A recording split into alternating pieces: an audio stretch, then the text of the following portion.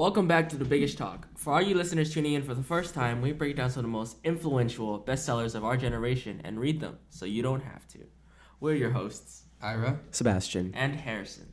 Today we are back with our boy John C. Maxwell. Another one of his books, Leadershift. This is one of his newer books. His brand new book that he just released. And he kind of opens it with talking about how change is so inevitable, especially nowadays with things evolving so rapidly, like we see with technology and the internet, and how, you know, things, the half-life of platforms and things like that just are so short now. Yeah, I feel like we've been consuming so much everything in general. Yeah, I just feel so like much content of our consumption levels are, you know, increasing over time, and they continue to increase, and as these new kind of trends start to appear, we have to realize that how are we going to stay ahead of the game, right? And, you know, being your best today might not cut it for tomorrow's problems. And I think that's something that he really focuses on.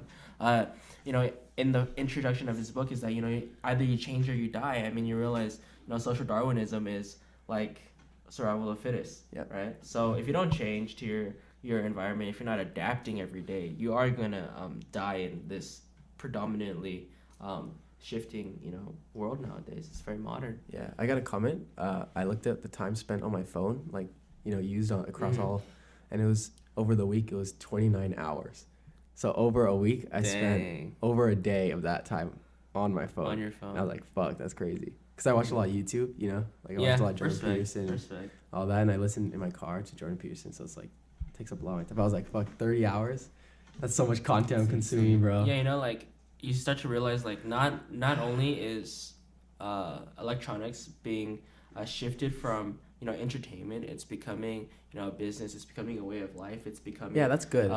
You know, a way of communication, because, like, in the beginning, the early stages of the internet, you know, when people were trying to businessize the internet, a lot of it was, like, games. It was a meme, yeah. Right? And then a lot of it was just functionality or technical difficulties, and it's really become so advanced nowadays that people are generating a huge amount of income out of the internet, and it's kind of like blows your mind a little bit. And it's such a utility. Yeah, exactly.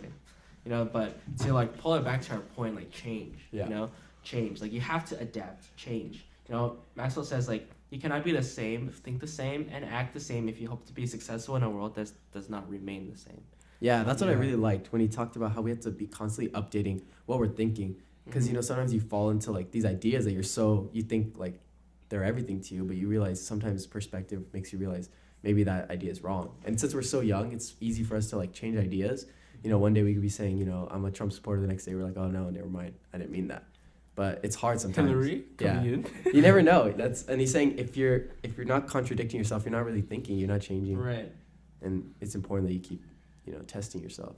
Yeah, the quote that you just said, Sebastian, is like, I really like that one, because if you look at everything today, anyone who's had any success is always changing parts of themselves at any time.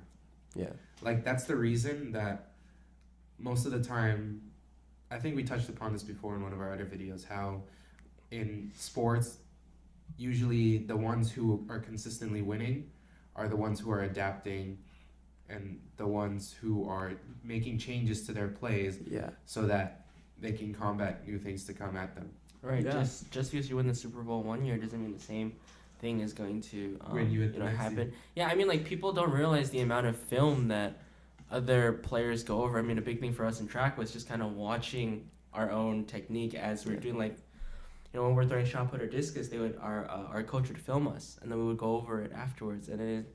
Like, you would get just another whole perspective on, you know, how you're performing, because you get to see it from a third-person view, right? And I think it's a little bit interesting is because in life, right, we have these coaches. Even with our electronics, we kind of have, like, automatic updates that, like, you know, Apple tells us that we have to update or they're going to mess with your, like, optimization on your phone or something, right? But just as individuals, like, how can we get accustomed to the point where we're kind of asking ourselves to update? You know, I think it goes a little bit deeper than just. I guess what I'm trying to get at is, you know, when we have something, we are not consciously thinking of an update. Makes sense? Like, we can possibly be continuing to update ourselves every day. However, there are apps like Apple who needs to be reminded to update, but we feel like we don't have that kind of intervention, you know. Does that make sense? We're not as encouraged. We're not as active. To change. I think that's weird. I assume. That's a little bit confusing. I see what you're talking about. How when an app comes out or any programming comes out, they spend the time. They don't just like see people using it. All right, cool. It's out there. It's being used. It's fine. Yeah. They look through for their mistakes, any glitches or anything that would cause maybe some lag or stuff, and then they go in and fix this. They constantly add different updates to try and make their systems better. They're constantly changing it. Sure. Mm-hmm. One thing I really like that he said later on as we progress through is rely on speed but thrive on timing. And he talked about this in the other book, The Law of Timing. And, you know, sometimes we can easily like skip over that, but like it's so important. We talked about this before. It's so important to be a pioneer of an industry at the right time, you know? If you're too early, you're irrelevant. You're too late, you're irrelevant. So, but he's also weighing that the speed is also really important. You know, you have to be hustling constantly, right? But the timing is also what makes you, you know, explode, I guess. Yeah, I mean, you kind of think like how many minds go into every plan and every execution. I feel like that is a good segue for us to move on and talking about his second point, of which, you know, you have to become a conductor, you can't remain a soloist your whole life. And I think what he's trying to get at is like, yeah, you can be the best person at something in your life. Like, yeah, that's great. Yeah. You know, but to attain like real success, to be able to like replicate that and further prove your ability, you have to be able to lead other people as well. You know, like he says, like the potential of a team, it will always be greater than the potential of one, right? And then I think that's super deep, because everybody wants to think like, I'm the one factor that makes this machine run. I'm the one factor that this company can't, you know, go on without me, right? But you have to realize that everyone has their own significant part within a team, and I think that he's really drawing attention and highlighting that. Yeah, and if you can achieve that harmony with everybody, even though, you know, there's a lot more factors that can mess things up, it also, you know, just think of a soloist versus a whole, you know, a symphony of all these different instruments, how like amazing that sounds compared to a soloist, right? Yeah, definitely. A good quote that he had from the book to sort of show the balance between focusing on yourself and on others is how he said, "My increased effort to first focus on others and add value to them increased the energy of those I led, and it increased my energy while I was leading them." Yeah, it's all he always talks about adding value, right? Yeah. And adding value to others energizes him to do what he's doing better and greater, right?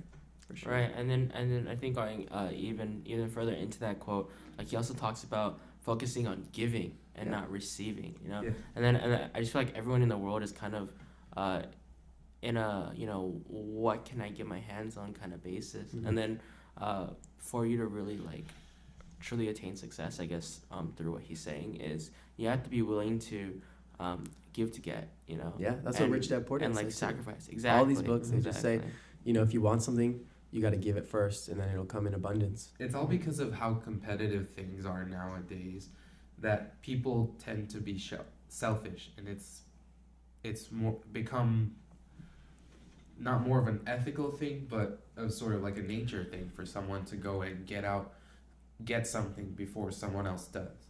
Right, and then I think just by human nature of how, like you mentioned, you know, how selfish we are naturally, we're obviously gonna, you know, care about ourselves before we care about the person next to us. Yeah. And then like we talked about in jab, right hook, right?